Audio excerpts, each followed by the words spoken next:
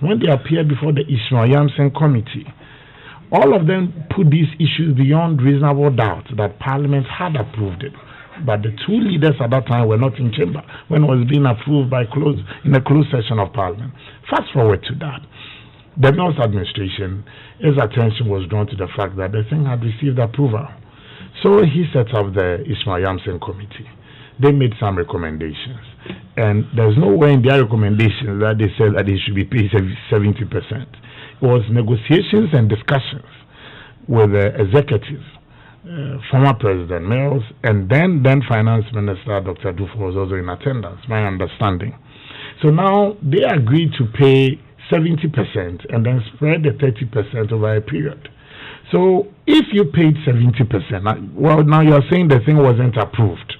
So you paid 70% of what? That should be the question. You are paying 70% of a whole sum. So if you pay 70%, that means you pay 70% of a total amount. Of a total amount that you are saying that it wasn't approved by Parliament. So that means you yourself, you were engaging in an act of illegality. Then there was another program at the Labadi Beach Hotel that was also attended by, at that time, the City President John Dramani Mahama, the Honorable Joe Ajaho, and that of Osei Mensah and some parliamentarians as well. And then they also raised this matter on the floor with the then sitting president, Mr. Mahama. Mr. Mahama said he was going to have a look at it and take steps for that 30% to be cleared. So he himself also admitted that there was some kind of arrears there. Enters the new government, the Akufo-Addo administration. As to whether the NPP administration will pay or not, it's a matter that the executive does, because now we are in a system where, of course, you have a corona situation. Yeah, but they wrote to the Auditor General to have a look at this. So to have a look at it, and not necessarily to say I've signed off pay. Say have a look at it and advise accordingly. Exactly. So if he had advised that it be paid, wouldn't that have happened? Well, but the principle of it, you paid 70% initially of what? That is what we should also be talking about. And then this same matter, this Ishmael Yamsen Committee, also did indicate that the former president should have access to an office and all that. When President Kufuor was about taking over an office that was allocated to him, you had some group of people instigated by whoever saying that it's on a Ghana land. You remember that matter? On the Ghana land, and President Kufuor should go to his hometown for an office. That was a very sad day in our politics. But we've moved on from there.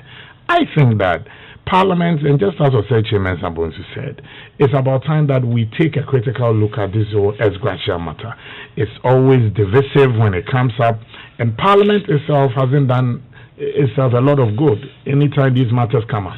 They wait to, just the tail end of an exiting administration to have this conversation. So anytime you have a new administration coming in, they feel that it's something that they cannot quickly get into because, well, you come in on the promise of protecting the public purse, and also politically and the optics, it doesn't look good. But Osei did make reference to looking at a pension scheme for parliamentarians, and I wholly agree with him. But you want a pension scheme for him? But for parliamentarians. But you cannot be a beneficiary of a pension scheme if you are not a contributor to a pension scheme. Sure. So Parliament must have that conversation and say, look, we decide that maybe 20% of our salaries, if you're a first-time MP, should be, dedicated towards my pension. Because every decent Ghanaian, every decent worker deserves a pension. But the lives of politicians, when they leave office can be so sad. And sometimes I don't know whether it's our inability to also manage our lifestyle, because they get so much exposed to a lot of things, and the allure of state power when they leave office, then they seem grounded.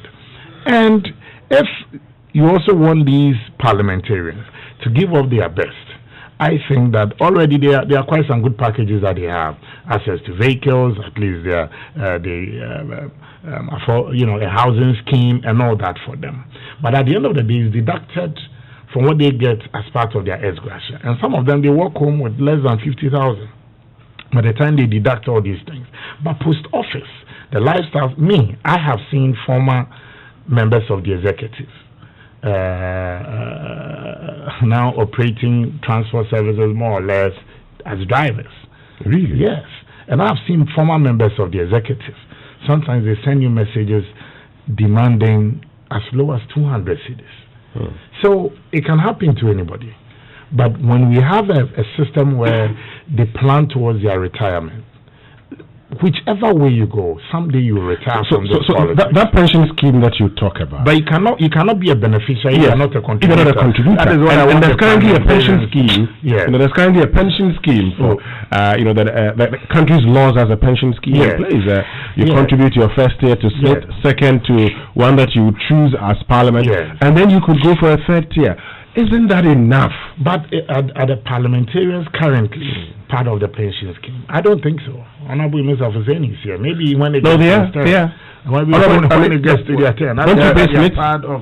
Well, I don't know if they don't. Senate is deducted from our salary. Good. So we are part of the tier 2, tier 3. Well, I don't know which tier, but it's deducted from our salaries, and our employer, that is the parliamentary service, complements whatever deductions are made.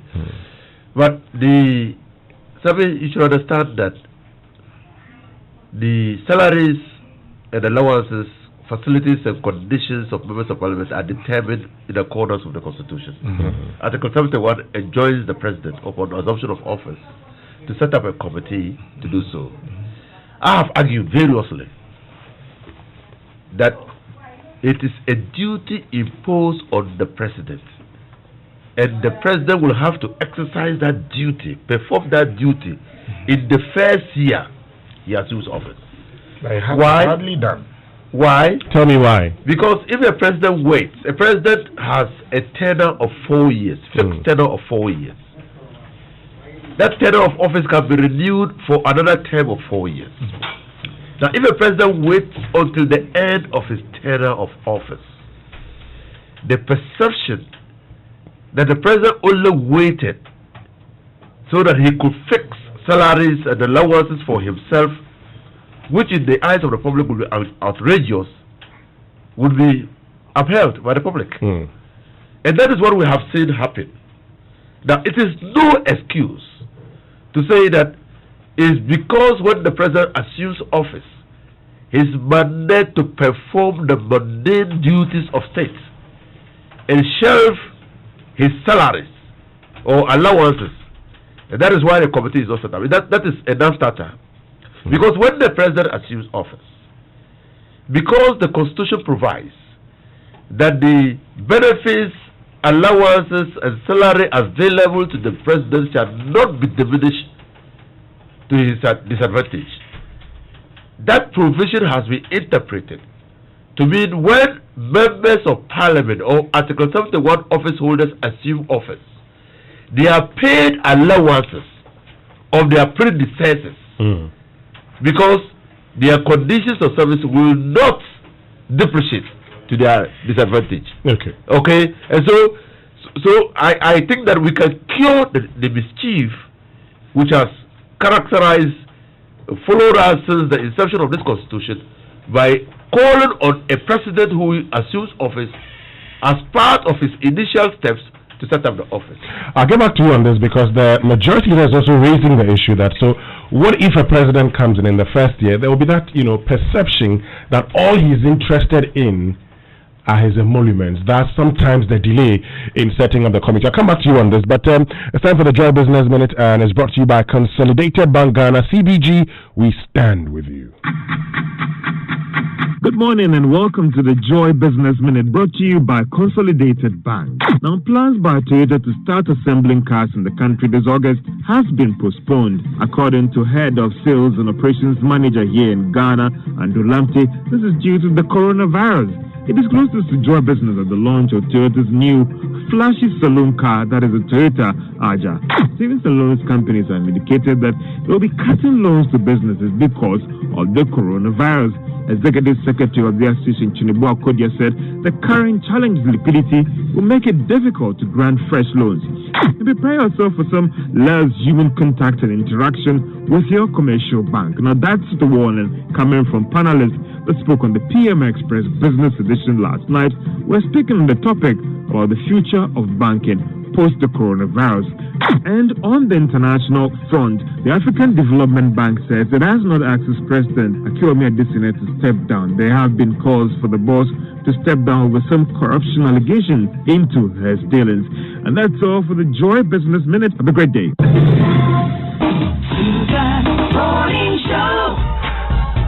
The Joy Business Minute was brought to you by CBG, your most trusted bank, which is standing with you. All our branches are open and poised to serve you as we enforce all safety directives for both our staff and you, our cherished customers. Walk into any of our branches and experience first-class customer service. You may alternatively use our ATMs and electronic platform, including our USSD *924#. Get digi with it to conveniently perform banking transactions anywhere and anytime. Follow us on Facebook, Twitter, and Instagram at CBG Bank Limited. For further inquiries, call 0302-216-000. CBG, we stand with you. Okay, so I have Honorable Inu Safety, Member of Parliament for Tamale Central and former Roads and Highways Minister, former Lands and Natural Resources Minister, and also Samia Oku, National Organizer of the NPP, joining us. Let's get into the conversation further. Honorable Inu Safety, the majority leader, and I'll be sharing that audio with you shortly, says, look, if a president comes in and then starts by saying, let's fix our emoluments, the perception out there already, and you listen to the vetting of Yoni Kulendi, for instance, when the chairman of the committee was talking about how much MPs are paid and the fact that it's not even up to Supreme Court judges, and yet people think that MPs have so much money. He feels that if a president comes in and says, okay, first year, let's fix our salaries, the perception out there would be, he's not thinking about fixing the country's problems. All he's thinking about is how much he's going to be paid. Hence the delay in many of the instances. No. Majority leader has gotten it wrong. You know, transparency and the integrity of the system requires that you do things at the appropriate time. That when you wait until the end of your tenure and set up a committee to determine your salary, which will have retroactive effect, people can immediately infer self-serving motives in that activity. And that is why it's important that within the first year that a president assumes office, he sets up the office. I mean, after all, the committee is not the timeline for determining the salary allowances and conditions of service of members of parliament and Article 71 office holders, including ministers of state, is not confined to a period. Okay, and so when the president within the first, the president comes into office and appoints ministers of state, and appoints so many ministers of state, they say that he's providing jobs for the boys. The Constitution talks about only 19 plus 10 ministers of state, 19 cabinet ministers, no more than 19 cabinet ministers, and not more than 10 now 16 regional ministers. But the president appoints a number of ministers. And some appointments cannot be justified. Where you have 5-6 ministers in the ministry. But has anybody said that the president is self-serving? We complain. But so I think that I think that to help cure the defect in the Constitution, until the constitutional amendment is done to cure it permanently, one must evolve a practice where the president, upon assuming office, as part of his initial actions or first actions in office, set up a committee. The committee will take, because now Ghana's money, the legal currency of the country, suffers not only from internal challenges, but externally is impacted upon. It loses value so rapidly. And so when you wait until the final year, you are going to compute. But now we have an improvement. Just a second. We have an improvement of what existed in the past, where an administration waits till the final minute. President Akufo-Addo last year, June, set up that for his administration, chaired by Professor Yaya Intiam-Abedu, former Vice Chancellor of the University of Ghana, and currently the board chair for the Millennium Development Authority. So we've had an improvement of what was witnessed in times past. Yes. So I think we can get to a stage where now if there's the improvement, again the president set it up. Did he announce it? He announced it. Okay, so I didn't hear of it. You don't know the membership? Dr. Udrosa is part of it. I don't know that's Who is part of it? Dr. Eric Odrosa is a member of the committee. Well, I don't even know. They've not consulted Parliament. No, they don't consult. They consult President through the leadership of Parliament. Exactly. So maybe well, if the President has done that, he's done that still prevents the President. And I have said it, and I'll say it again. Whether it's an NDC President or an MPP President, set up the office in the first year, probably the first 6 months, and let them determine your salaries, so that even this issue of double salary will never arise. But you and I are in politics. You said it the first year, and the connotations as Winston was talking about. So first year, but I'm sure we'll get. No. It's not our first. It's a duty. So if a duty is imposed on you, and because of the perception of people. Because of the perception of people, you stayed away from the performance of the duty. But the duty doesn't say first year. But the duty helps instill confidence. Upon assumption of office. Upon assumption. Upon assumption cannot be 4 years after adoption. But upon assumption cannot be the first month as well. But you are saying that reasonably for us to have enough time to also plan and to instill confidence. I mean, me and you are politicians, and we are public figures. We serve the public. Exactly. To instill confidence and trust that we are working for the people, that we have been elected to get the job done. It is important to take right steps at the appropriate time. And I think that to do that, you need to set up the committee early enough. Okay. So few issues. I mean, somebody raised the issue about, if it wasn't approved, what percentage were they looking at? You were in Parliament, and I remember. So the tying elections were held on Saturday, the 3rd of, I think Friday was the 2nd January. By 3rd January, it had been declared. We all knew Atta Mills had won, he was going to be president. On the 5th of January, 2009, the 5th January, you were sitting as... We were struggling to approve You were in Parliament at the time. I was in Parliament. And I was in Parliament, on the floor of the Parliament, when they were shuttling between the presidency and Parliament. I was in Parliament, and they were still negotiating. And they were still negotiating. Mind you, the Chindrahesi report was a recommendation. Yes. So they were still negotiating. Yes. But on that day. My question is, Parliament approved that of the executive. Yes. So you were there when it was approved. I was there. Okay. So you approved the executive, and the executive approved Parliament. Yes. So according to the executive, they approved Parliament. Yes.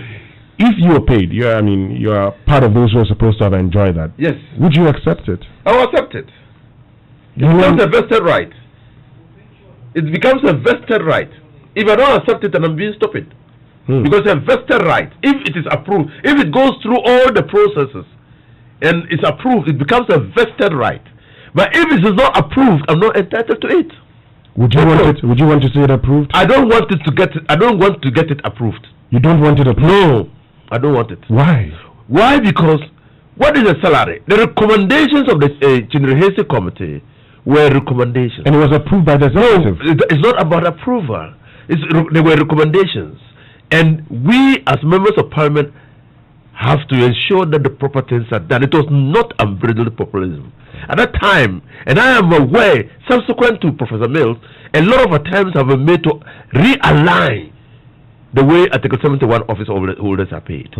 So many attempts, but the impediment standing in the way of these attempts are the constitutional injunctions that demands the establishment of a committee. Okay, so the question has been raised about whether or not the late Professor Mills had the right to have reviewed something that had been approved, by an existing executive. So emoluments are approved. Then he comes and says, no, hold on. I have no doubt in my mind that that's a gray area. I have no doubt in my mind. Because you see, we all know that what approval, the alleged approvals, were given on the sieve or the thief or the safe. Now, if the act has been consummated, if the payment had been effected, and some executives were actually paid, Osei Akoto was then the Minister of State, consequent upon the death of Yao Berima, or what was his name? Kojoba Redu. And I know that because he was part of the executive, some of the executives were paid. But members of Parliament were not paid. Okay? Now, the president comes in and said, look, I don't think that in view of our present circumstances, we need to pay these ridiculous amounts. The president the act not having been consummated, and like I said, has authority, executive authority to review that decision. You are not suggesting to me that if a president takes a decision and a new president comes in and the decision taken by the previous president has not been consummated, the new president cannot. This one says it's been approved, so why would you review my salary to my disadvantage? No. There were recommendations which was approved by the outgoing president. Which was approved on the eve of the outgoing president. He still had the power to approve it, didn't he? And the incoming president had the power to review it. No. I think you yourself said it was a gray area. It was a gray area. Yes, that's what I'm saying. Yes. So when you say it's a gray area, but I believe that he had the power to approve it. But I think on a point of information, under the previous administration, under the Kufu administration, I can also confidently say that no member of the executive was paid in full. Oh, they were paid? Not in full. Not in full, but they were paid in full. No, they were not paid in full. No member was paid in full. No member was paid in full. So they also have arrears. Yes, the legislators also have 70%. What I'm saying is that no member was paid in full. I'm not saying that they paid them in full. I'm saying that the ex gratia was paid in. You know why this conversation is always a divisive one? Because you have the populace. It's not a populist. I'm talking about populism. We're talking about the Ghanaian people. Okay. They feel that if you take parliament, you're talking about a group of, let's say, maximum, say, 300 or 275 or 280. Then you add the executives to it. Fast forward, they are talking about, let's say 400 people. And then they hear the huge figures out there. And sometimes for propaganda purposes, and both sides are to be blamed, both the NDC and the MPP side. Say, these few people are going to take hundreds and thousands of cedis. And if you have the likes of Honorable Inus Absine and myself, depending on which side of the divide we stand in an election year, we'll tell you that this one can build schools, it can build hospitals, it can do that. But that's true. Yes. So it's always going to be a very thorny issue and things that the people will always be divided over. But I'm sure when we get to a system where the citizens believe their politicians are accountable to them and they do things that are expected of them, if they are even taking helicopters, people wouldn't mind. But when you also see endemic poverty in the rural areas, in the midst of people struggling, you come face to face with misery, then the people will struggle to understand why a group of people should be given this amount of money. Okay. So it behoves on all of us as politicians, those of you in parliament, to also ensure that your constant engagement with your people is not just in parliament.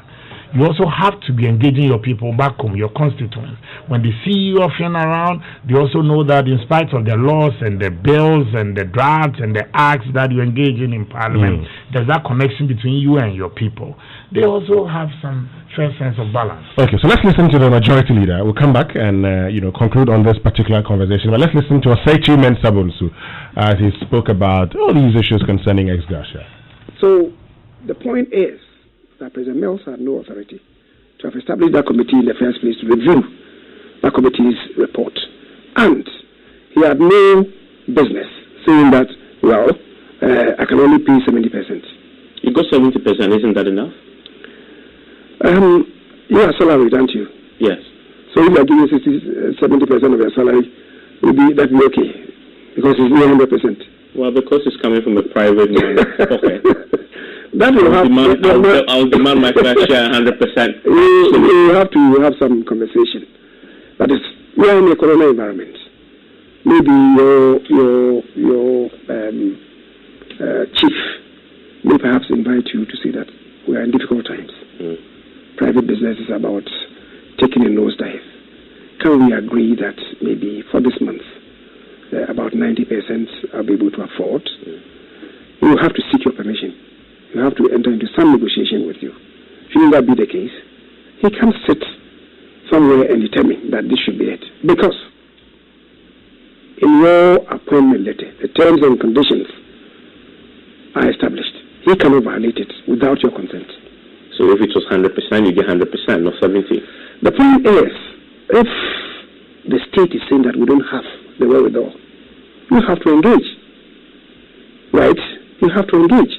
And, you see, Practically speaking, this provision in the Constitution makes it imperative on the President, before he starts drawing his salary, before members of Parliament start drawing their salary, to be informed by that committee's report. What it means is that technically, the moment the President is sworn in, you should put together that team. No President can do that. Other than that, people may even raise hue and cry. Oh, this President is a self-seeker. He's appointed, he's sworn in, and the next thing he's appointing a committee regarding his salaries and emoluments. People may say that, oh, the man has come because of salary. The President, every one of them is sensitive to this. So, labor issues, the President wants to satisfy the labor market and ensure that everything is in tranquility. Everything, by and large, is settled before he comes to look at his own. So usually what happens is that what salary the previous Parliament was drawing would be the salary that they will grant to the new dispensation, pending the time that this one will be established. And when they have done so, you really see that it will attract some arrears for members of Parliament. And then that will also feed into the computation of gratuity. What I know you have been referring to as Russia. Right. So that is it. Is this a fight based on principle for you, or is it a fight for the money? Really, honestly, my mind was not even on it until the forum of former members of Parliament came together and probed into the matter. And it came to the fore that, we have this 30% outstanding. And if that 30% had been paid, it would have affected the computation of that amount, right? And the gratuity that was paid to them would have been upped by some level. And I guess they had some accountants to do the computation. How much was it? I don't really remember, honestly. Do you know how much you are owed yourself? I don't honestly know, because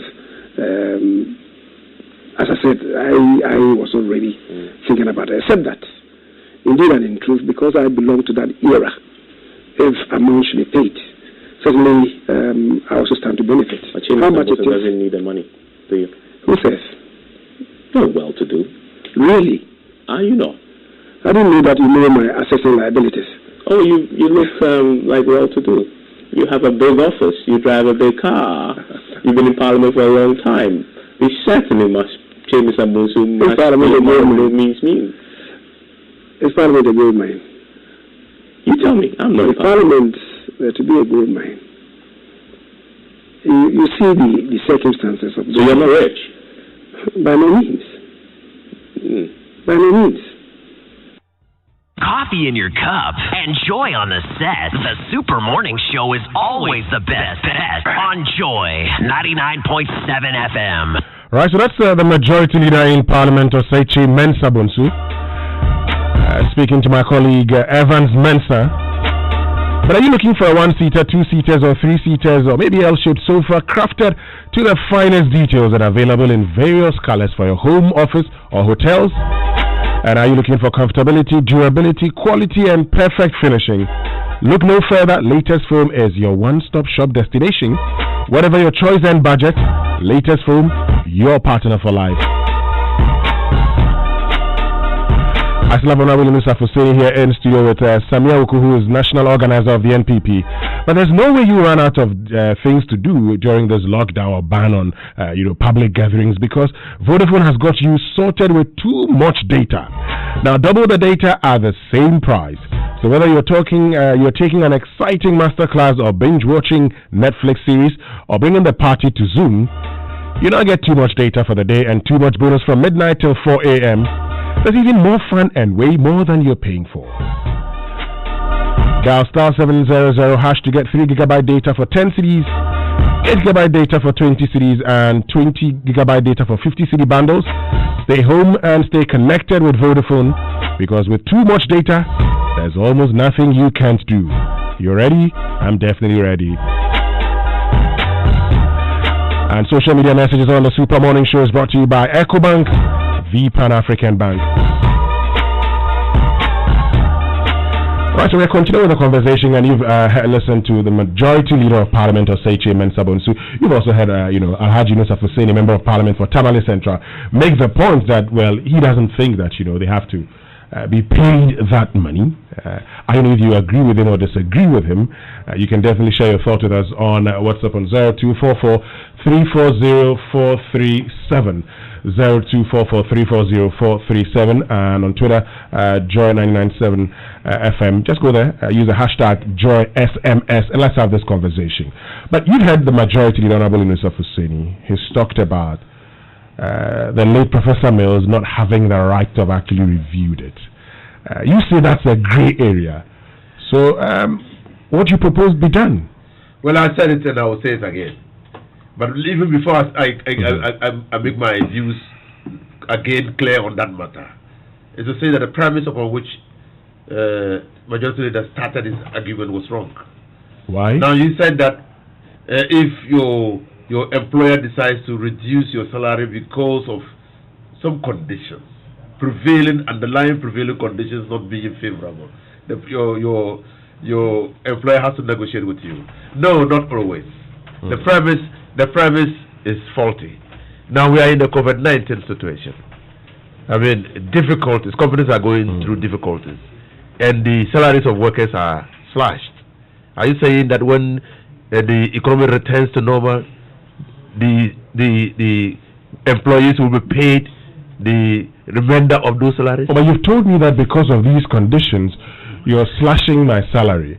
So if the conditions are no longer existent, why don't you take my salary back to where it was before? You can take it back to where it was before. Exactly. Right? But that is your prospective salary, not your salaries that you were entitled to, because it's lost. It's lost. That's why the condition is faulty. It's lost. And I'm saying that since the Chindrihesi Committee report and the recommendations made thereunder, the salaries of MPs and the allowances MPs receive have reviewed upwards. And so they are no longer taking what Chindrihesi even recommended. But some of them have left Parliament. That's why they say former MPs, because some of them have left Parliament, and they are now going back to dig into Chindrihesi and find issues so that they can claim resources, claim money. And I'm saying that it's unfair. Sometimes it looks immoral, because those amounts were high enough. I mean, those amounts that were paid as members of Parliament were high enough. Let's look at this thing before I get to Sami to conclude on this, and we move to issues of the compilation of a new voters register. We've always had conversations about, members of Parliament. The last time, one former MP was telling me that, they went for a meeting and decided to contribute, for their colleague, former MP. Only one MP gave 200 cities. There was 50 cities. Oh yeah, I agree. The conditions of former members of Parliament are very bad. You would be a former member of Parliament very soon. Very soon, but you're a lawyer too. You can go back to practice. You're going back to practice. You're going back to practice, even though you might have lost a lot of your clients. You get a few. Yes. But tell us, and I'm sure you've come across lots of your colleagues who've come to you and said, "Give me." I mean, what's the condition? What's the problem with you members of Parliament that when you leave, then all of a sudden you lose everything? It's terrible, and people, you need to study Parliament to understand. But I always go back to what Ayerga said in 2006 when the negotiations started for our salaries. And PNN came to Parliament. He was then the chief of staff, and Muhammad Ayerga was then representing Boku Central. He stood on the floor of the house and said, "Look, chief of staff, you ought to understand one basic thing. It is the members of Parliament, or we are part of the state architecture, that is keeping this country secured. Because we are redistributing our salaries. We are redistributing any monies that we are paid. And that every day when you come to Parliament and you see those people standing at the gate waiting on their MPs to be sorted out, those people could constitute a veritable national threat if they didn't have their MPs to sort them out. You can multiply this in the constituencies. That when MPs go home and their constituents are coming to them, that the little resources that they receive, they are distributing the resources to the constituents. So you're not rich. You can't be rich. In fact, I know MPs. When I went to Parliament in 2006, I was still practicing, very active at the courts. And I'm telling you, even at that time, I know MPs who contacted me periodically for SOS whilst being members of Parliament. And I still know MPs, former MPs, who call you by the day and ask you to send some amount of money to his Momo account. So if it's terrible. It's terrible. It's terrible. So if Parliament is not a gold mine, why do you people do everything to get to Parliament? It's between the devil and the deep sea, blue sea. How about that? How? You see, you are outside there. Sami Aoko is a fine gentleman. His constituents are telling him where the constituency that he comes from. Our MP is not doing well. Can you go represent us? You are fine, you are talking, you are articulate. Look, sometimes the people tell you that not because they want you to serve them. They want you to get closer to you, so that they are not closer to the center of power if they sponsor you to get into Parliament. They're doing that for their own benefit. And not even rule it down. Rule it down to branch executives. And I'm happy the national organizer is here. Even now in our parties, some people get into executive position as insurance. Even now. It's terrible. People get into Parliament as insurance because they can't find work. They go to borrow money and they get to win to get into Parliament. And they are perpetually saddled with debt. I know people who have sold their own houses to contest elections and lost. Some contest and win and come to Parliament and they can't even build houses. Well, I'm told of the situation of a member of Parliament, as I come to you, Sammy, who said that when he went to Parliament, the very first term, people started coming to his house and they said, oh, if this is how the thing is, I won't go again. So immediately in his first term, he declared he wasn't going to And I know a still member of Parliament who has regretted coming to Parliament. Why? Because he didn't think that was it. Then maybe you people are not telling them the truth. We can't tell because they won't believe us. Because they see you driving 4x4. Your circumstances have changed. You publish our salaries on the...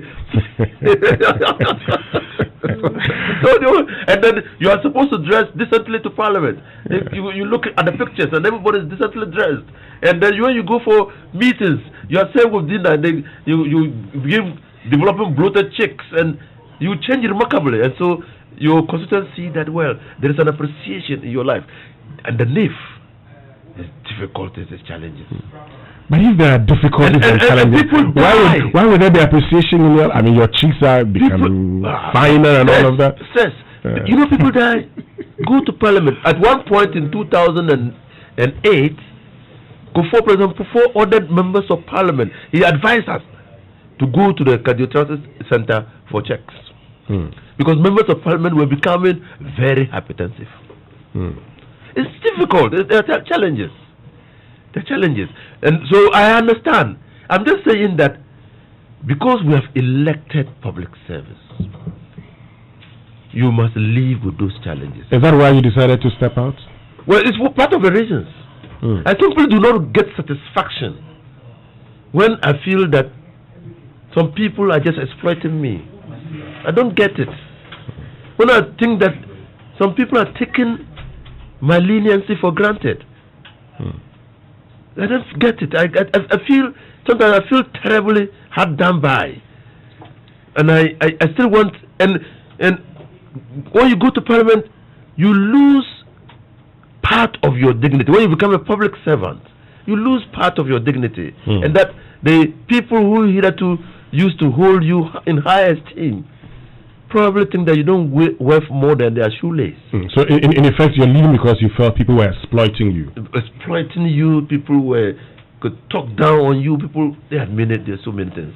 But what just pushed me to go was just that I think that in my constituency, my Tamil Central, for instance, I think that there's a generational shift.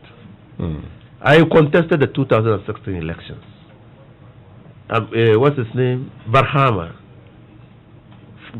father. I call him my brother. So Barhama is my cousin. As in the NPP's candidate? Yes. Dr. Anyas? Yes. Okay. His father's father was my father's best friend. His father's father died in the hands of my father. Oh. Now, so That's his grandfather. His grandfather. And he came to contest me. I'm older than him by far. I was older than the CPP candidate by far. I was older than the PNC candidate by far. At the coalition center, I was left in no doubt that there's a generational shift and that I don't belong. So I've made up my mind. People don't get it. When they thought that because of certain things, because I went to input. No. At the coalition center, it dawned on me that all the people who had contested me were far younger than me, and that probably it was time for me to move on. So I made up my mind, lose or win. I was winning though, I will not contest again. Is it also the fear that you could lose the next? No. Now that there's a generational shift? No, there was not that fear. But I just think that the people of Tamale Central were communicating in ways that I needed to understand. Okay. Let me get to some. Maybe he's decided to go to Parliament. Now that you say that, a lot of young people are advised to go to Parliament. They see you're doing well, and then they tell you, oh, you should be thinking of going to Parliament. I'm sure I've told him that. You've been told? Well, I think that question of you asking the honorable member of Parliament, why is it that people do everything to get into Parliament? Yeah. I was smiling and also laughing in my head that you've read reports of journalists being attacked elsewhere in other countries, dying on the front line, but he still decided to be a journalist.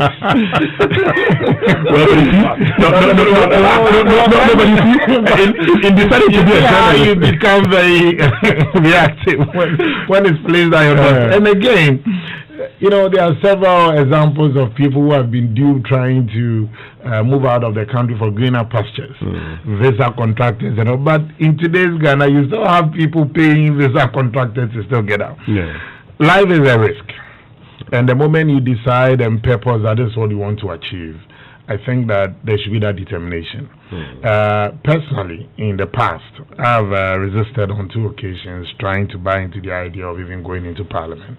The 5 fingers are not the same. All of us cannot be in Parliament. We must complement each other's effort. But the Honorable Inusa Fuseni says something that I wholly agree with him. My addition to it is that politicians must plan their exit. No one can anticipate a time of disaster, like just in the book of Ecclesiastes. Just like the fish caught in a creel net or a bird caught in a wicked trap, so are humans caught at a time of calamity when it dawns on them. What does this mean? NPP never thought we were going to lose in 2008. Yeah. And I'm telling you, because we felt that all the indicators were right and we were winning. NDC never dreamt that they were going to lose 2016, because they also picked these same indicators and all. And so that's the life of a politician. And sometimes your inability to plan your exit, win or lose, affects you gravely. My advice to members of parliament and politicians in general is, you are an employee of the people. So there will always have to be a constant reality check. You're only a leader when you turn and these your constituents are following you. You're only a leader when you turn and these voters are still following you. But as a leader, the moment you turn and the people are no longer following you, you are taking a walk rather than leading them. So that constant reality of being in touch with them and engaging them and sometimes understanding their thinking, it helps.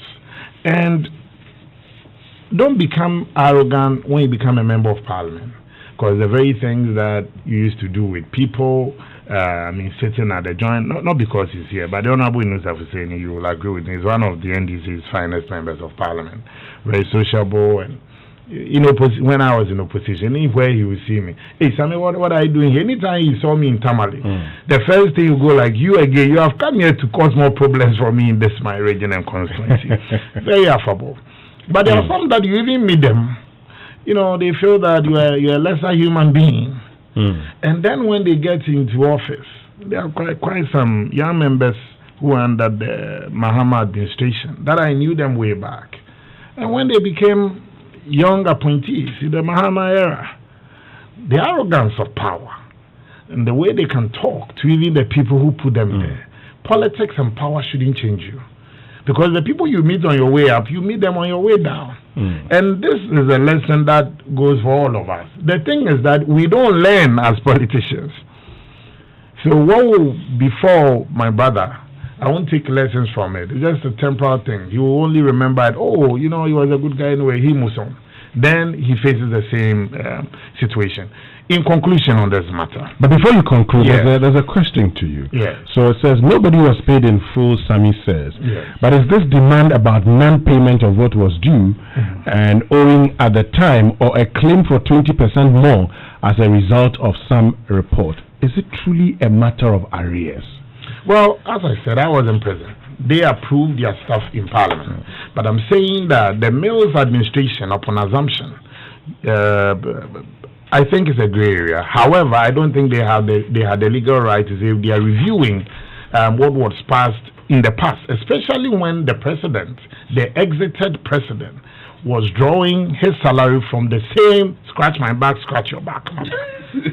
that was it. So you have a situation where the members of Parliament, they were deprived of drawing theirs because of their sheer numbers.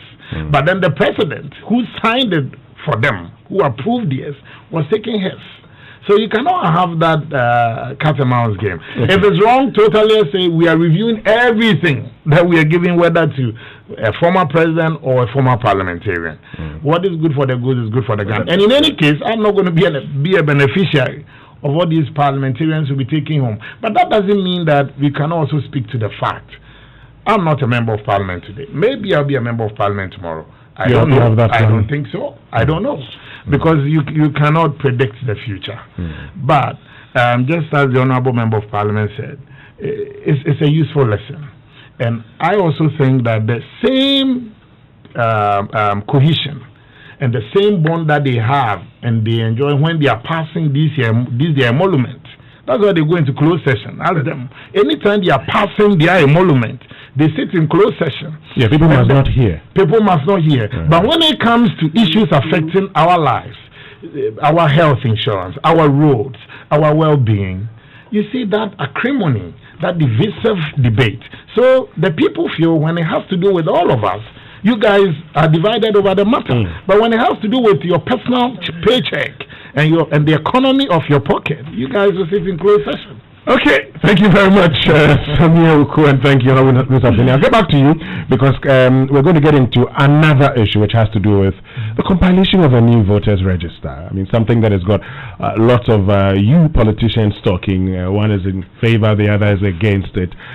Now we're told of how there's a need to have a mass registration of a Ghana card and not a mop-up exercise as the National Identification Authority would want to achieve. But before we get into all that conversation, we need to go for a short break. But let me also say happy birthday to you. Wilhelmina Osei of SNIT Corporate Affairs Department is from Veronica to you. Wilhelmina Osei of SNIT Corporate Affairs Department. Happy birthday, long life and sound health. And happy birthday to Mrs. Yvonne Adote of the Way Cathedral, Ayawa. So it's from your husband, Abraham Adote, and the entire family wishing you a gracious birthday. We love you.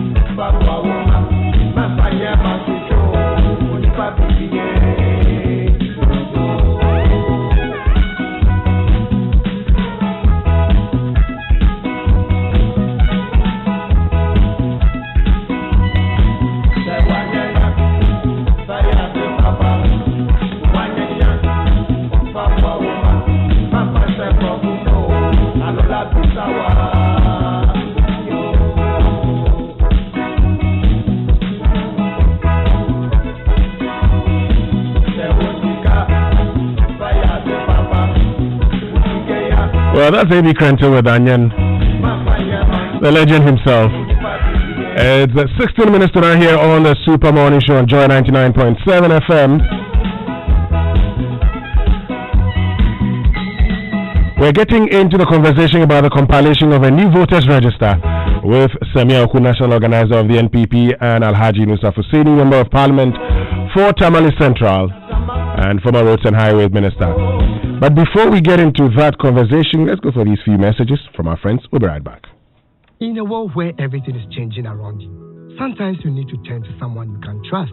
You want to move with a change in safe hands, and we are here to help. At Societe Generale Ghana, we understand change because we have transformed and evolved.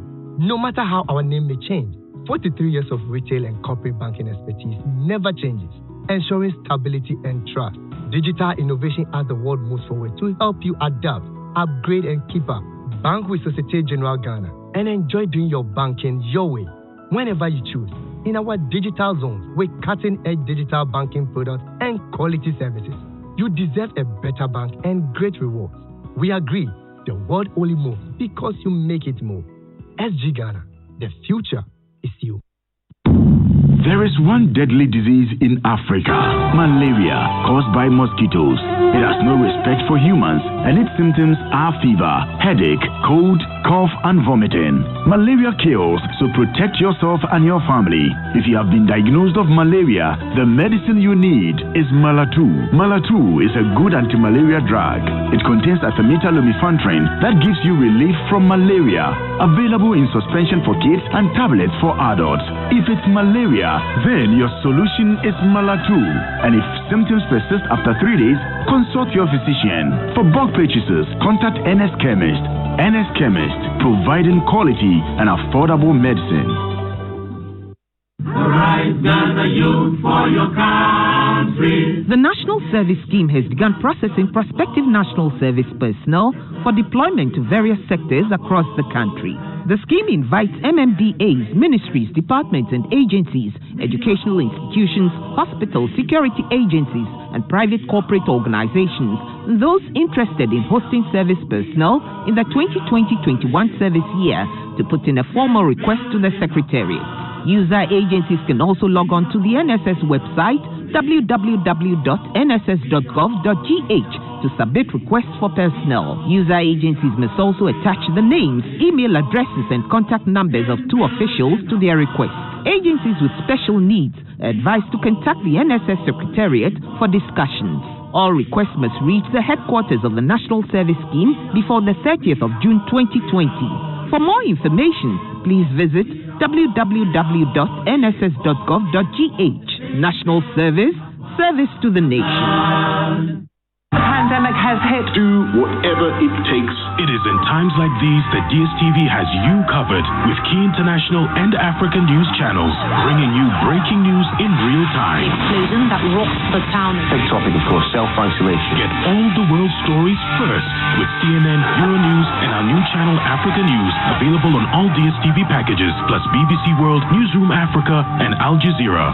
Stay in touch and in the know 24/7 with DSTV. Do you want to advance your career in law? Would you like to study in Ireland's second largest city? Then choose a postgrad degree in law at University College Cork, one of the top law schools in the world. We have a wide range of courses. Gain practical work experience during your study, plus get a 2-year work visa. UCC law graduates are career ready with alumni going on to high-profile positions. Various scholarships are available. Email lawpostgrad@ucc.ie or check out ucc.ie/law.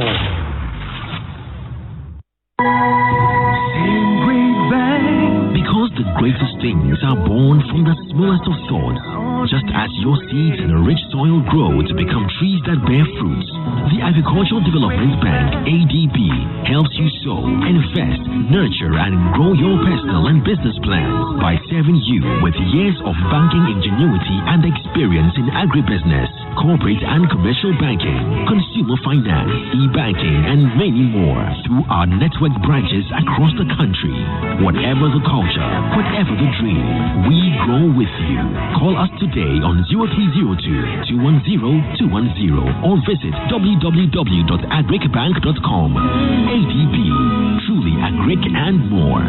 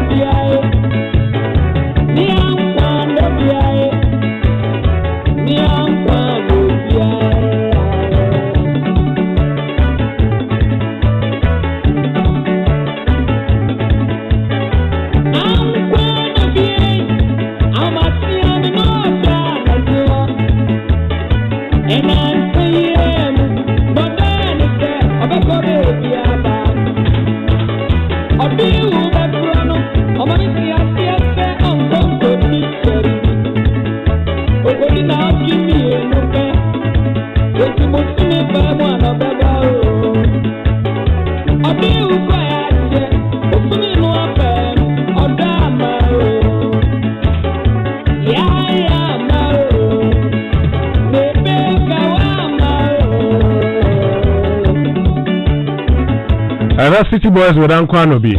Slim Young and the City Boys, I should think so. I like the way Joy997FM is nodding. It takes me way back into time, Honorable. Yes, the time. When High Life was High Life. Today is no longer High Life. Today is it's called something like that. That is all you on the Super Morning Show on Joy 99.7. Today's agenda is brought to you by Societe Generale SG Ghana. The future is you, and Malatu anti-malaria drug from NS Chemist, providing quality and affordable medicine. Let me tell you about our Life Soap. Because your life matters to Alive Soap, and that's why they want you to stay alive. One very key preventive measure is personal hygiene in these times of COVID-19. So wash your hands regularly for at least 20 seconds with soap and running water. Soap that can save your life, use it. And it's brought to you by Alive Soap. Use Alive Soap to save your life.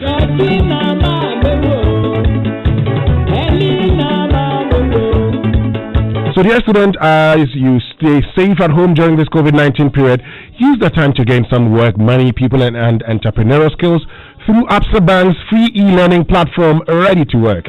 Absa Bank Ghana, through its education and skills development program, is offering educational support to tertiary students through its free online learning platform as they stay at home. Absa's Ready to Work initiative helps to prepare young people for the transition from school to the world of work, and it equips them with contemporary competencies employers expect, as well as the skills needed to become a successful entrepreneur or employee. Visit readytowork.absa.africa to register and complete the modules within 1 month. The first 2,000 to complete all modules will be rewarded with free data. Absa cares. Please do stay safe. But these are not normal times, and so in moments like these, we draw our loved ones closer, discover new things, and do better. At Hollard Life Assurance, we like to think that life is about what could go right and not what could go wrong. That's why we've got our existing and new customers COVID covered. Enjoy free automatic cover for COVID-19 claims on individual and group life policies. So, as you figure out how to entertain your energetic kids, collaborate on never-ending work from home, or hang out with friends together, but apart, remember the most important insurance premium to ensure your family's safety is to stay home. Hollard Life Assurance will be there when you need us. Just call 0302 799 788. Hollard, we've got you covered. So we get into our next conversation, and it's a conversation about the compilation of a new voters register. The Electoral Commission was expected to have started the compilation on the 18th of April 2020 for election 2020, but of course at the time, we're under lockdown, and there were issues to do with coronavirus. There still are concerns about COVID-19, but the Electoral Commission, at an IPAC meeting held on Wednesday, briefed the political parties, which was boycotted by the NDC, and said, well, we're going to start the compilation of a new voters register from the last week in the month of June. Let's listen to Dr. Sribo Kwaku as he spoke to my colleague Kwesi Parker-Wilson on plans for the compilation of the new register. Then we get in studio and we have Samia Oku and Joy997FM. Share your thoughts on it. Our listeners and the viewers, we met the political parties to tell them our line of activities for the year, with a specific emphasis on the registration. So we told them that we were going to start the registration last week of June and finish by the last week of ending of July. We were not specific about the date, but last week. You still don't have a date for the registration? We have, but for some strategic reasons, we said that last week of June we'll start, then ending of July we'll finish. We are using the clustering system, so the polling stations will be grouped into groups of 5. And each 5 will be a cluster. So what it means is that if you have a district has 50 polling stations, then that district will have 10 clusters of 5s. So what it will mean is that if you take one cluster, the team will be at the first polling station for 6 days. Then on the 7th day, they will rest and retool themselves. Okay. Then they go to the next center, the second one, for 6 days. 6 days. Then they will retool again the next day. Then move to the third one, 6 days, retool. Fourth one, 6 days, retool. And the fifth one, 6 days, and retool. Then they will assess what they have done. Then they will say that when they went to polling station A or B or C, we know that we wouldn't capture almost everybody. So let's give them additional 3 days as mop-up. Then they will hit the areas that they think they couldn't cover everybody. In addition to that, especially in the urban areas, where we realize that the place is crowded, we have what we call the mobile team. The mobile team will move into that place to help clear that number of people at the same. So this is what we are doing to do the station. And then so technically, going to take how many? Yeah, okay. Technically, we are going to use 6 and 5. That will be 30. The in between the retooling days will be 4. So that will be 34. Then after they are finished with the 34 days, they will use the 35th day to assess what has been done. Then they will look at the centers that they need to do the mapping for 3 days. So that will give you 38 days. I see, but there are concerns about the Ghana card. People don't have the card and all of that. What has been the communication between the electoral commission and the NIA? For now, that issue is at the court. Right, so that's Dr. Sribo Kwaku, who's the Director of Electoral Services at the Electoral Commission, talking about they know the date, but for some reason they're not going to share with us the exact date. But it's going to be starting in the last week of June. It's expected to be completed end of July. 38 days for registration. Honorable Mr. Foseni. Yes. Your party has been against it. Yes. Your party was not at the IPAC meeting. Yes. Well, the date has been fixed now. Yes. And all things being equal, yes, there'll be a compilation of a new voters register. I'm sure. That's what you are entitled to say, and you have said it. All things being equal, I say. Yeah, that's what you are entitled to say. Yes. All things being equal. Yes. What Centralist Paribus? Centralist Paribus. Yes. So holding all other things constant. Yes. Yeah. So that's it. Holding all other things constant. They say they will compile the register. Yes. But things cannot be held in constant. There are still many unknown quantities in this equation. Now, maybe Samija is here. He will help us out because his party is speaking for the compilation of the news. Samia Uku.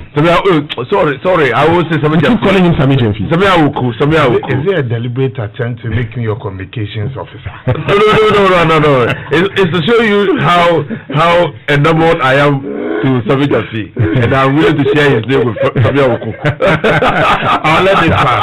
You let it pass. Okay, let it pass. Now, so there are many unknown quantities. Many unknown.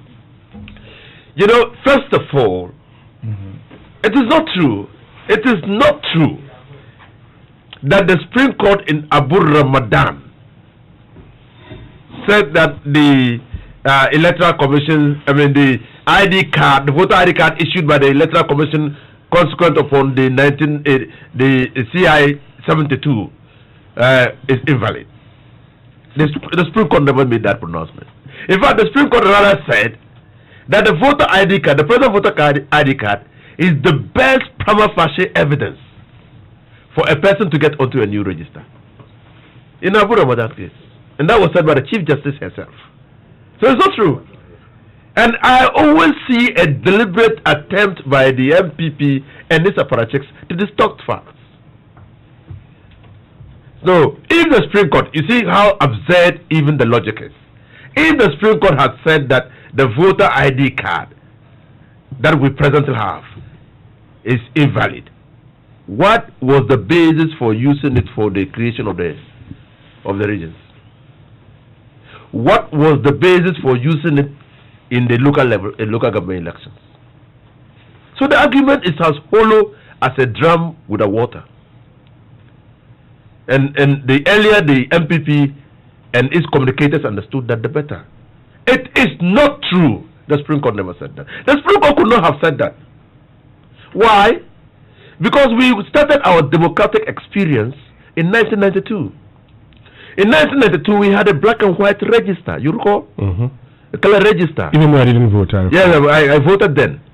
Now, the MPP, consequent upon their stolen verdict, said that part of the difficulties of the 1992 election was that you could not distinguish between people, and that it was better for us to go color register. So the Electoral Commission then constituted, then changed the register to a color register. How did they do it? They simply required all those who had the voter ID card issued previously to submit same for their details to be migrated. Listen to the word, migrated onto the new register and their color photographs taken. That's what they did. And then when we all agreed that, well, the biometric register offers some assurances against double voting and voter manipulation, and so it was better for us to go biometric, where a person cannot vote for another person. Again, the Electoral Commission said if you had the color voter's ID card, you submit same for your details to be migrated onto a new register and your biometric details taken. Because you're looking at data. Data is data is data. It's not compromised, especially when your biometric information is taken. It's not compromised. And so the Electoral Commission was keeping to the tenor of Article 45A, compiled the register. That was the register. They were not changing the register. They were only updating the register. The NPP says, no, for 2020 register, we want to go back to the exercise that we carried out in 1991. How? They're compiling a new register. So you are a voter, you are a registered voter also. I am. You are going to queue for your details to be taken and a new photograph taken of you for the register. And this time, you see, the citizenship laws of Ghana were long written, and the ink that wrote the citizenship laws of Ghana have long dried up. But in 2004, when there was a compilation of a register, so I registered, I was there. In 2012, when I was going, when we were going biometric, I went there and I had to take a new picture, had to take my fingerprint, and had to fill all information again. So in 2012, from 2004, it was going through the process all over again. Hold on. How different is that from what is about to happen in 2020? In 2012, you went with your voter ID card as a primary document. So completion of the forms was not an issue, because they could simply recall your information and transpose it onto a new register. So it's different. Now, I was telling you about the citizenship laws of this country, that the ink has long dried. You know, in the compilation of the register, pursuant to Article 42, and it's important that your listeners understand what is contained in Article 42. Article 42 says every citizen of Ghana of 18 years old, of 18 years of age and above, and of sound mind, has the right to vote. So the right to vote, and is entitled to be registered. There's an entitlement there as a voter for the purposes of public elections and referenda. So to compile a register, and that's why what the Electoral Commission is doing is ludicrous and absurd. The investment in the register since 1992 is now being thrown to the dogs. Okay. Now, so if if you even think that you want to throw all the investments we have made over the years in a register, in compiling a register, you want to throw it away, why do you limit the opportunity for persons to demonstrate that they are, by Article 42, entitled to be on the register? So let me find this from you. If, for instance, it was a situation that the current voters register was, could be used, you wouldn't have a problem with the compilation of this register? As an advocate, a human rights advocate, as a person who represents a constituency, as a person who directly interacts with people and know the limitations of people to documentation, I am advocating, and I will continue to advocate, that every available opportunity must be given to people to prove that they are Ghanaian citizens, because Article 42 makes it mandatory. And that's why I have a difficulty with limiting primary documents. So my question is that, it's my difficulty. Yes, so my question is that if that primary document was, acceptable as a means of identifying you, and thus you could come and have your name written on the voters register, would you have supported the compilation? That is one leg of the argument. So what is the other leg? The other leg of the argument is, why will you do it at all? Why will you do it at all? Because we have a biometric register. We have invested in this biometric. Billions of dollars have gone into the register that we have since 1992. And this is data. The data of persons who are otherwise entitled to vote in Ghana, kept at the Electoral Commission. Now, because we have got biometric, the additional feature on that register is that persons who don't present themselves cannot vote. Okay. And nobody can vote twice. So it's an additional feature of the biometric register. Okay. So, do you know that in some jurisdictions there is no voter register? Because if you are able to determine through a card system, and now come to it, and that was what we had thought that the National Identification Authority will do. If you are able to demonstrate through a card system that you are a citizen of Ghana, the Electoral Commission need not keep a register. But because we are dealing with IT in silos and not an integrated, as the name suggests, system, that's why we are having to compile a new register. Okay, great. Now, so we throw the investment over all the years away, and then we are compiling. We want to compile a new register. It's a useless waste of time of the people of this country, and it's coming at a time which is just less than 24 weeks to the national elections. So the threaten.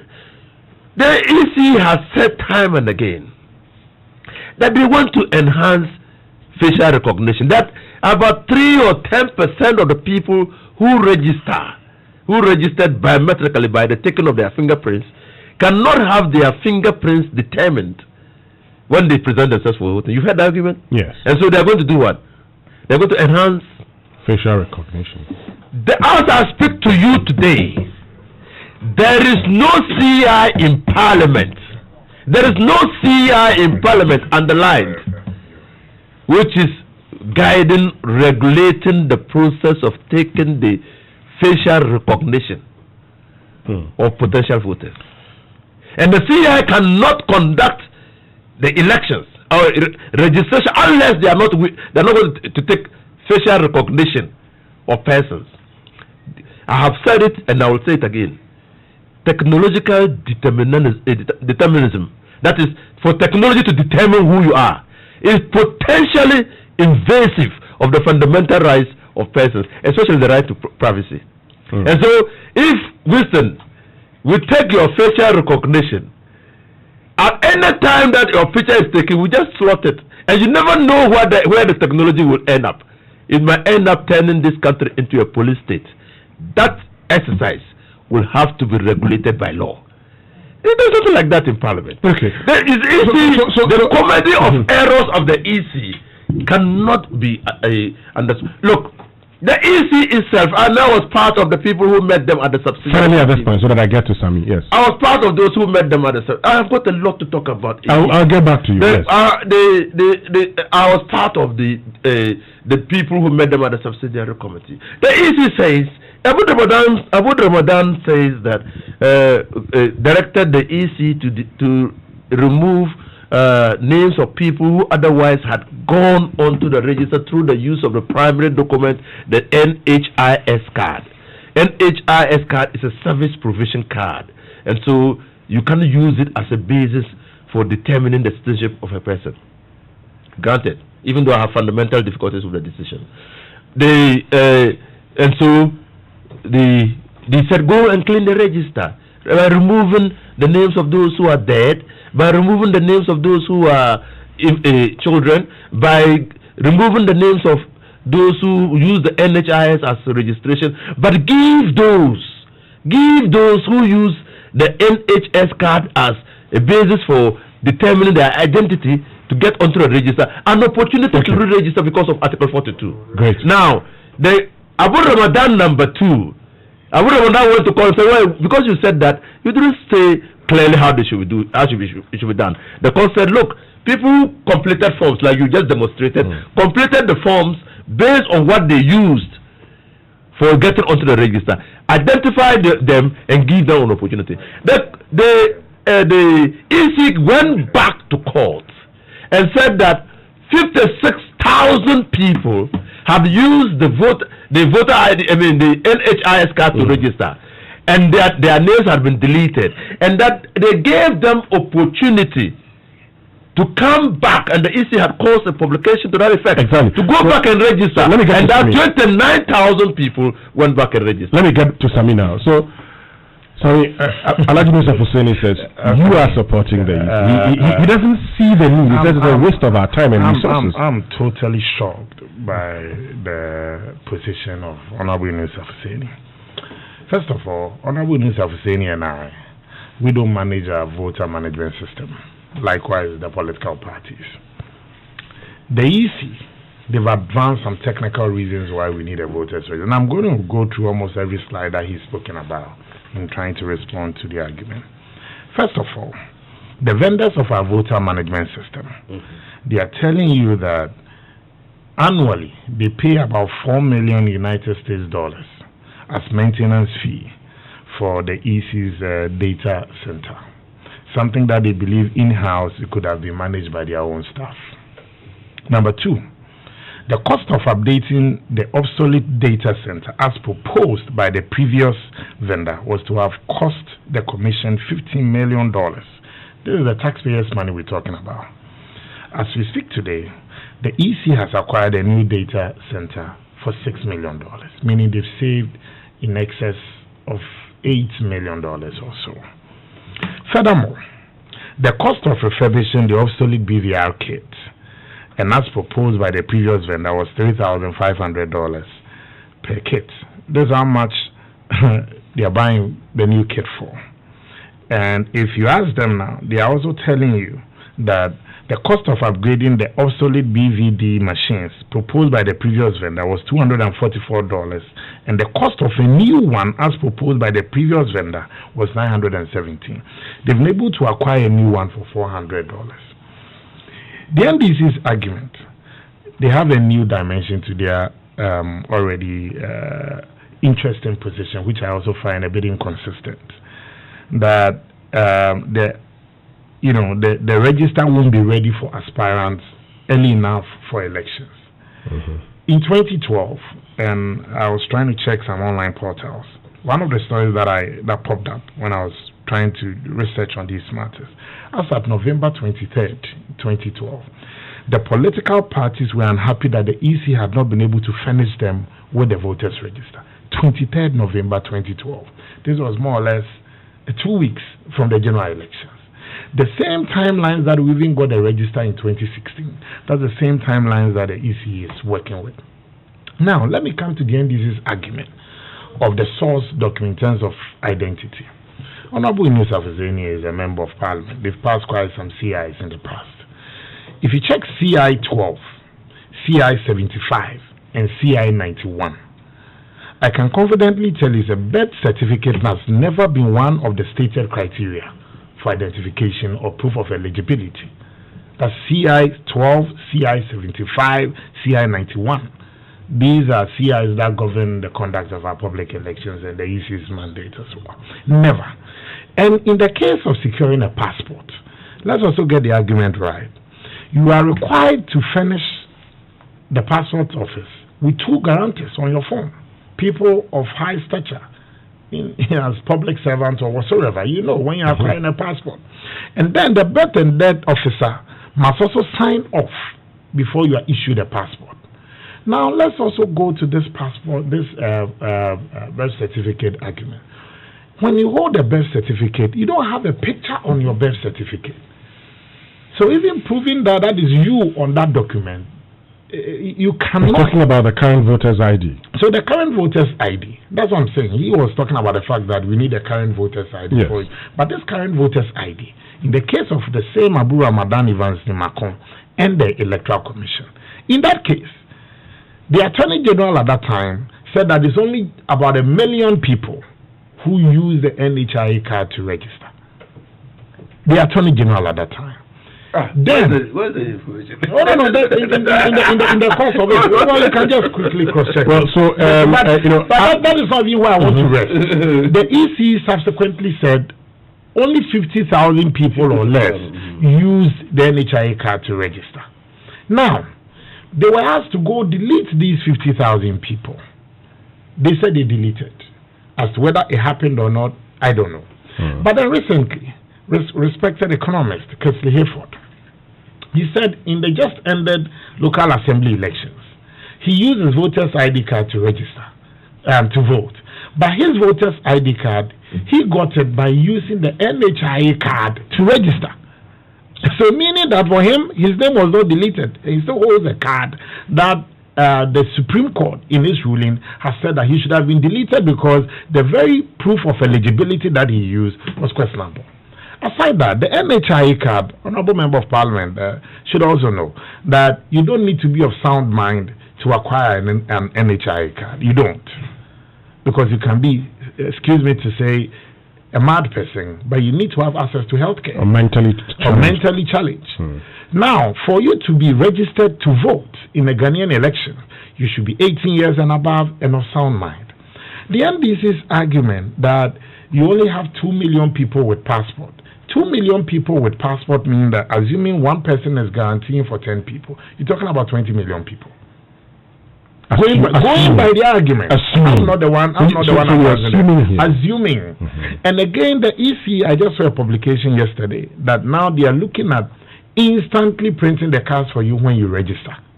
The National Identification Authority, they've been instructed to do nationwide mop-up exercise. Nationwide mop-up exercise does mean that it's something you have started and you needed to also clear the line. But your party says they should do nationwide mass registration. Well, we would have gone for nationwide registration exercise. But the NIA is saying that they will go for nationwide mop-up exercise. And in that case, if you haven't registered, you will still have the opportunity to register. The NDC did make a claim that you have several tens and hundreds and thousands of people who have registered but they have no cards.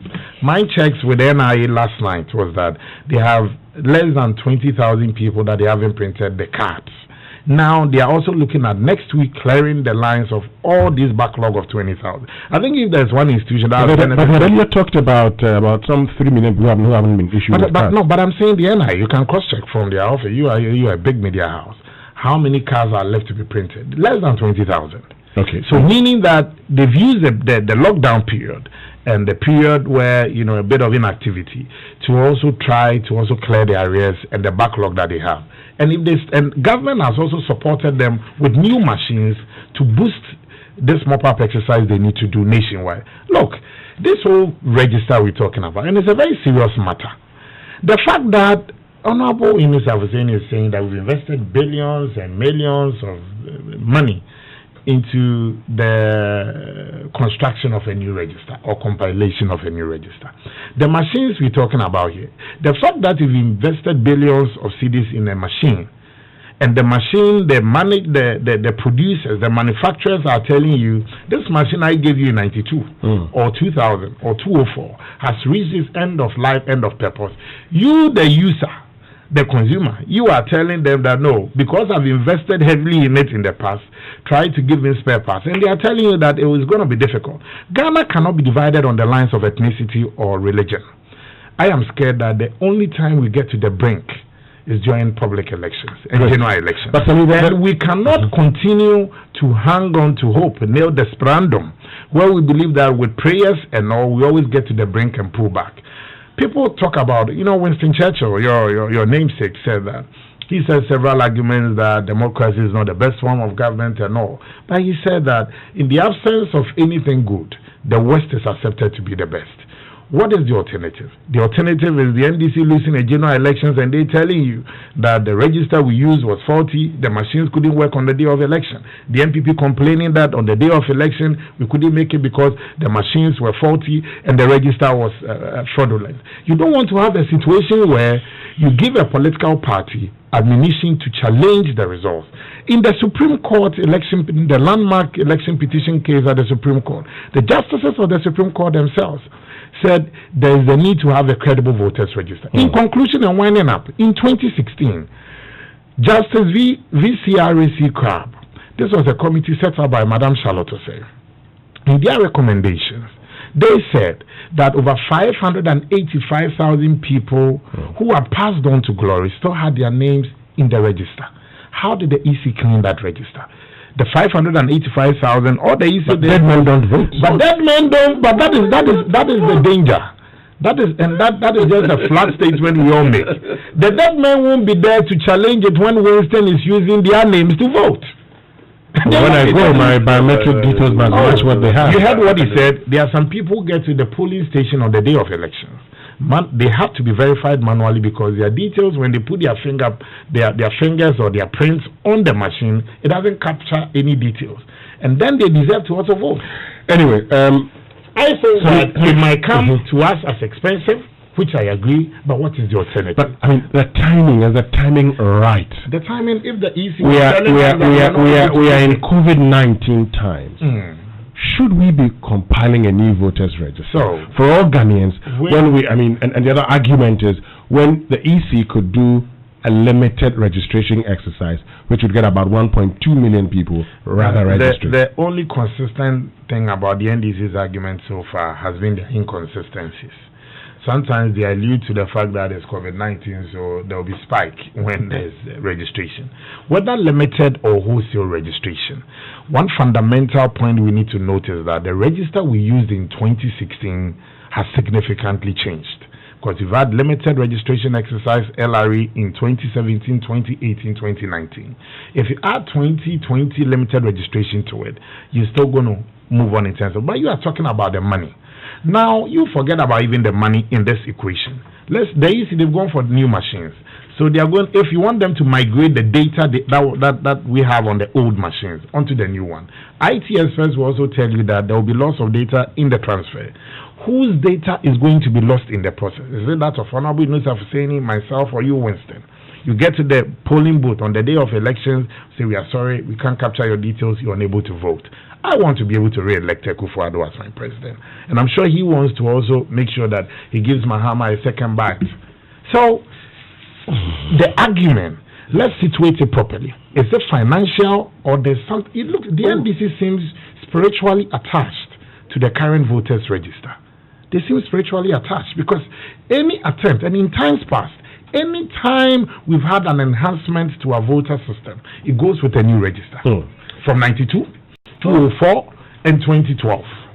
NPP, we've lost elections, and the voters register we have compiled before or during our tenure. NDC, they've lost before and won before. Same have we, lost and won. But don't be spiritually attached to something that is not sustainable. Okay, let me get Alhaji Musa Hussaini to react to all these things. And then would attachment to a register is very important. You are spiritually attached to it. What is the basis for determining the elections in 2020? That is it. It's just like the red card in the referee's packet. If we allow the Electoral Commission to pull off this charade, they are going to show us a red card.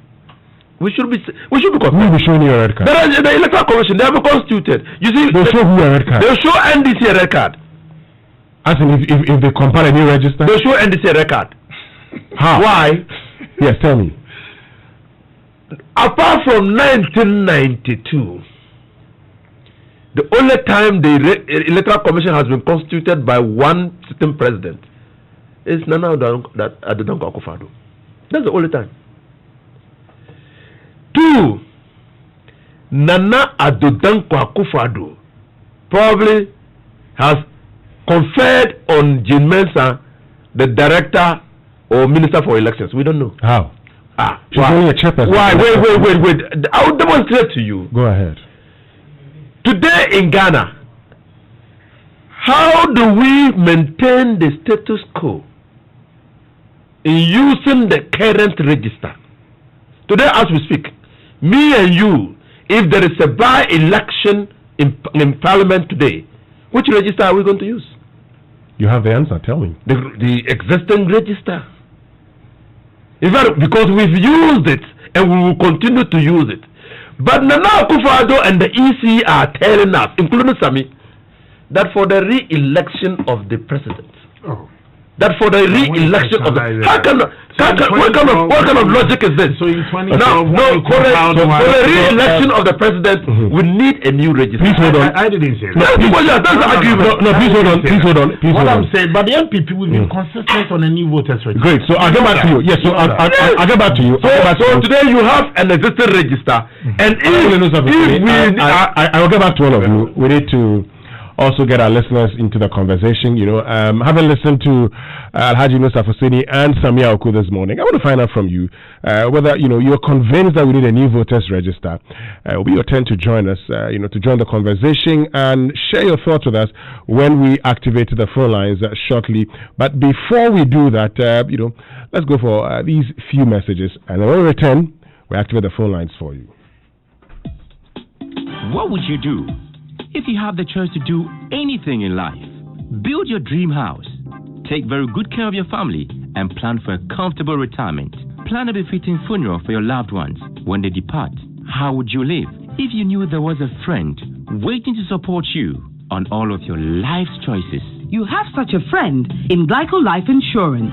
Glyco Life has all the plans to meet your life's needs. Your child's education, your life savings, your mortgage, funerals, redundancy, and your retirement, and takes the burden off your shoulders.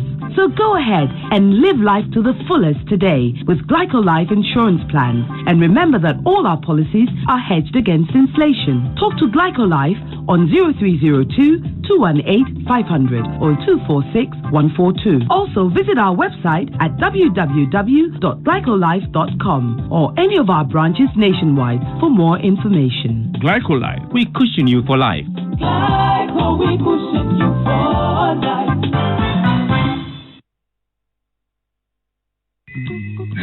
Abna, why are you crying? Why wouldn't I cry out? This has become unbearable. Everywhere I go, I'm treated like an outcast. At home, at work, at the hospital, even at the market. Is it a crime to have TB? Is it a crime to have HIV? It's better I die.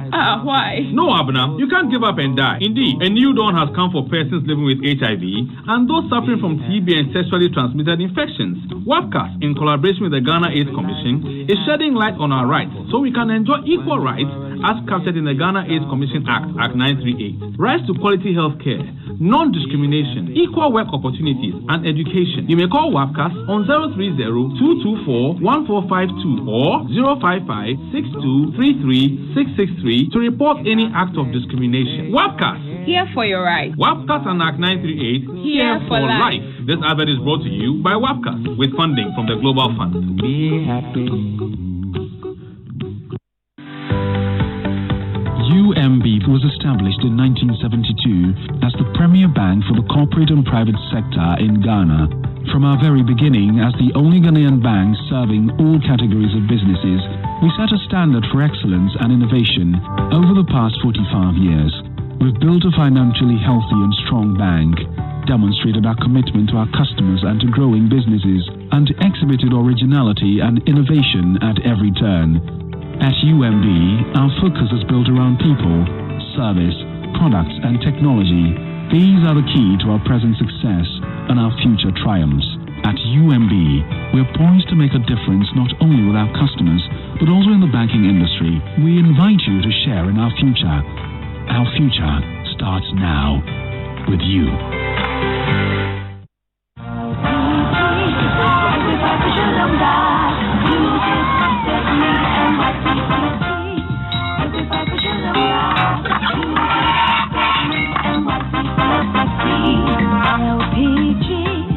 Not improvise an auto-gas cylinder. Make sure the auto-gas cylinder is properly installed by a qualified technician. Always keep a fire extinguisher handy in case of a fire. Stand at a safe distance and attack the base of the flames. Avoid decanting LPG from one cylinder to the other. Domestic transfer of LPG should be avoided. Cars fitted with auto-gas cylinders should be filled at the appropriate filling station. A message from the National Petroleum Authority.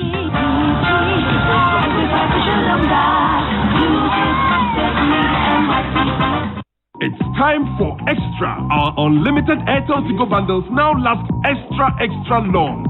Simply dial *111# to make unlimited Airtel to go calls for 6 whole months at just 20 Ghana cedis. To the film, Airtel to go. Life is simple.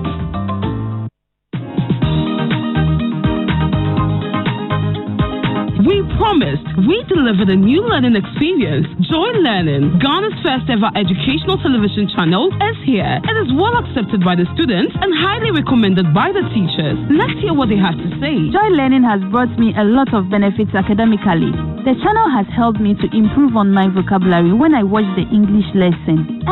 During my vacation, I dedicated my time watching the Joy Learning channel. And trust me, a lot of the lessons taught were very helpful, especially with my elective subjects. As a secondary school teacher, the Joy Learning channel and their programs have helped greatly. I sometimes revise my method of teaching, and I recommend that parents should encourage their wards to find time to watch the channel. The Joy Learning channel has really come at the most appropriate time. Our students on the double track system can enjoy normal classroom lessons when they are even on vacation. Parents should buy the multi-TV digiboxes so their wards can have access to the rich educational material on the channel. In collaboration with our partners, SES, KNET, and Wolua Free, we bring you the best of your classroom experience on your television in the comfort of your home and everywhere. Joy Learning. Keep learning.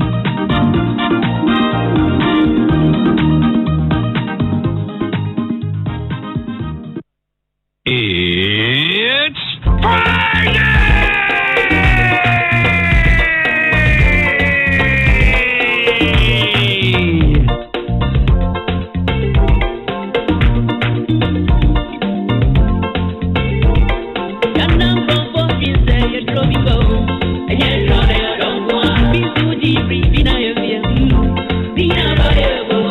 That's Daddy Numa with that one. Welcome back from that short break.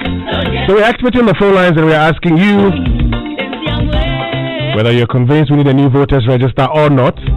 Give us a call now on 0302-216-541 and then 0244-340437. The phone lines have been activated.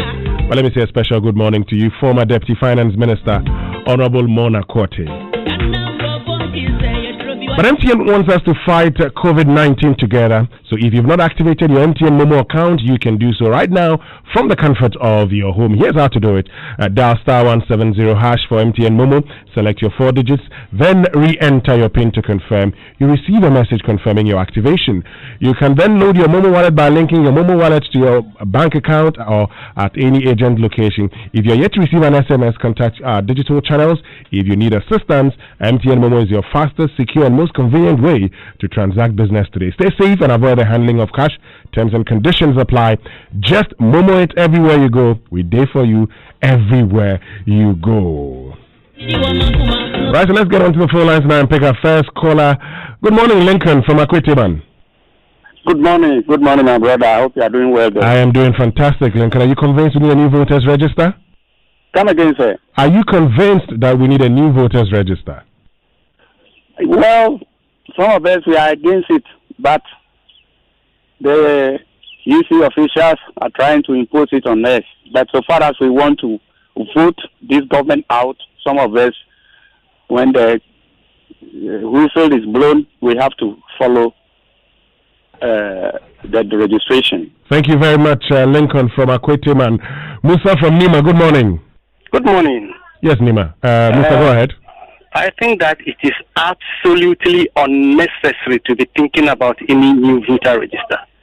Like Honorable Yunus Afsini said, in the unlikely event that there's a by-election tomorrow, which card are we going to use? Isn't it this same current register that we are going to use? Is the MPP telling us that they have now become the spokespersons of EC? Look, they started by telling us that the machines are obsolete. Then they shifted to cost. Now they are telling us that the NHIS card holders still remain in the card. Look, the Supreme Court in its own wisdom has taken a decision that, look, Mr. Abu Ramadan, go and sit down with the EC. Let them expunge the names of NHIS card bearing members. Thank you very much for joining us, Musa. Raymond at East Legon, good morning. Yeah, good morning. My name is Raymond, calling from East Legon. Sure, Raymond, go ahead. Yeah, I absolutely think that there's no need for any new register. Because one, as we speak, we are in COVID-19 and we have barely 6 months to the election. How are you going to compile a new register 6 months to the election? And the current timetable that the EC just gave, they say we are going to start in June. And what date is June? End of June. No specific date. And you say you are ending end of July.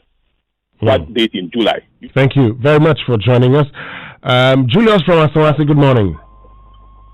Good morning. Yes, Julius, go ahead. Yeah, my name is Julius Adahova. I think the new voter register is very, very unnecessary. And I don't know the reason why the Mensa is bent on doing when the more of Ghanaians, our 70% of Ghanaians are saying that this thing is not the purpose. Why she is bent on doing it. And we are appealing to our peace council. They should talk to this woman because I don't even know the reason why a bad faith, which is my fundamental right, and I know that this one is in our constitution, and it gives me right that thing is my right, and I don't know the reason why UC is meant on removing that thing, bringing somebody to come and guarantee for me. Thank you very much for joining us. Yaya in Tamale, good morning. Good morning, sir. Yes, Yaya. Thank you for the opportunity given me. Let me greet my MP first, Honorable Yunus Afsini. In fact, he did that to the program. I salute him.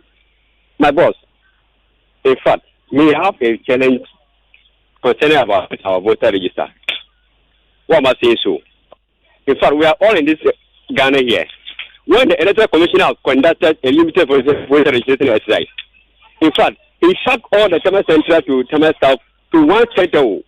My boss, I was having a list, more than 100 people names. Only 5 people have registered. That time, you were having the names as and you were going to help them register. I'm a group organizer. I'm a group organizer, so I went around and write those who are qualified to register at that time. Oh, okay. So we're sending it back them. Every day we take a car and send them there. They will register. But when we go the network. Everybody say the network. So I don't understand the kind of reason why this electoral commission still want to bring a convention to this country here. In fact, say that common registration exercise. We're not able to manage it well. Thank you very much. Let's please make it brief so we can pick a lot more of the calls. Nii from Lua, good morning. Good morning. Yes, Nii. I hope everything is fine with you. God is taking care of us. We're fine. Yeah, you see, the average Ghanaian to me is not too intelligent. Why? Because we don't update ourselves. You could see that the first 3 people who called are pro-NDC. The country we know has been polarized. And you see, it is about time. Very, very good stations like Joy FM. You should be the people who should be at the forefront. Because you see, politicians will come and will just tell lies through their teeth. And they've hired people who are so-called experts, who come every day because they have been paid. My brother and my sister, you see, most of the time, issues that come, they come after 2 weeks, 3 weeks, they die up, and you, the press, you don't give it the follow-up for us to be updated. This issue about this voter, new compilation of voter register have been on since 2012. Okay, 2016, I was reading part of the judgment that the Supreme Court gave. You see, that the argument that Abu Ramadan gave, the current register as it is now is not tangible. You see, I am amazed that lawyers, someone like Eunice Foseni, well, he is protecting his party. But how about the intelligent, patriotic, nationalistic lawyers and journalists? Okay. As we speak now, 6 more registers have been added. Common sense will tell you that there are problems. Thank you very much for joining us. Let's get to Spinter. Solomon, good morning. Good morning. Yes, Solomon, go ahead. Okay. I think the issue at hand concerning the... Hello, Solomon? Hello, Solomon? Oh, unfortunately, we've lost you, Solomon. Kindly try and get in touch with us again. Richard from La Paz, good morning. Good morning, sir. Yes, Richard, go ahead. Yes. Dr. Daumia, prior to 2016 elections, told us he had 10% of the getting of voter register, which he displayed on one of his shows. Up to today, Dr. Daumia has not been able to produce the 90% that he's not been able to, it's not produced. He must produce it. But he said 10% of the voter register was from voter register, which was 76,000 people. He must produce the rest of the 90%. Okay. Because he's been telling too many lies. Thank you very much for joining us, Richard from La Paz. Bright, good morning. Good. Great job done, Winston. Thank you, Bright. Group. Per statistics, Ghana Statistical Service record, we understand almost 18 million of Ghanaians are qualified to vote. If today we are talking about the fact that registration is going to be, activities is going to be arranged, and they did not allow people, or people are not going to be allowed to use the relevant documents to vote. In a very COVID situation, how many people are going to line up at the centers and vote today? We are talking a year, Sami, I will always talk about the fact that 2 million Ghanaians have passports. So they should be able to guarantee for people. Is he going to tell us that all these 2 million people should abdicate whatever engagement they have, tie themselves down in the various polling stations, and be allowing people to go through the guaranteeing processes? Thank you very much, Bright. Alaji from Albert from Tabora, good morning. Yeah, good morning. Please, how are you doing? I am fine. How about you, Albert? Oh, by the grace of God. My problem has to do with the Ghana card. Majority of us here, we don't have the card. Majority of us. So I would wish that the NI will come out with modalities, maybe how he's going to register us, so we can have access to the new voter ID card. But now we don't have. So that's my biggest concern. And my worry also have to do with the New Patriotic Party. If you have wished something like this, when you come into office, you have started in earnest registration of the Ghana card. Because you think that the voter ID card is not good. So what is the way forward? Now we wish to change everything altogether by using the Ghana card. So 2017, mass registration, 2018, 2019, and you could have started the registration exercise. But where we are now, we don't have the card. Thank you very much. Albert Johnson from Ouija, good morning. Good morning, Winston. Yes, Johnson. Share your thoughts with us. The problem is, I don't know what the NDC, their problem is. If it is a fair ground, a new voters register, why are they kicking so vehemently against it? Is there something they are hiding or something in the new, the original voters ID card, the registration that they wanted to still persist? I can't fathom it. This is much ado about nothing. It's a fair playing ground. If it is going to be redone, we're going to register, and then the better team will win. I don't know why they are still, whatever they do, if the EC as an independent body says they are going to go through it, there's nothing they can do. Thank you very much, Johnson from Weja. Obusumu from Damabin, good morning. Yeah, good morning, my boss. How are you? I am doing well. I believe you're fine also. Yes, I'm fine. Let me say good morning to Samuel Oku for the wonderful work he's doing for NPP. God bless him so much. My boss, let me refresh your mind small. In 2016, after the brutalization of Let My Vote Count, President Mahama said, the former President Mahama said, Electoral Commission is an autonomous body. Therefore, he as a president cannot even interfere in their work. So what has changed? My question is, what has changed? That now Electoral Commission is no more autonomous body, and the members of NDC are threatening the Electoral Commission. They are saying all sort of things. Like I heard Bernard Mona, I was sad. Bernard Mona is the chairman of the PNC. But he supports the NDC ideology. Okay, thank you very much, Obusumu. Sam from Tantra Hill, good morning. Hello, good morning. Yes, Sam. My question is, if there is a by-election today, which register will the UC use? Look, universities have closed down. They are home. Basic schools are home. Like you think the EC, rather than getting a higher population, can go ahead and conduct it exercise? You know, I agree not in normal times. If that's the case, if you're really not in normal time, do you think we will get the needed target to get them onto the electoral roll? It's not possible. It's not really possible. Why is the MPP insisting that this should be done? Okay.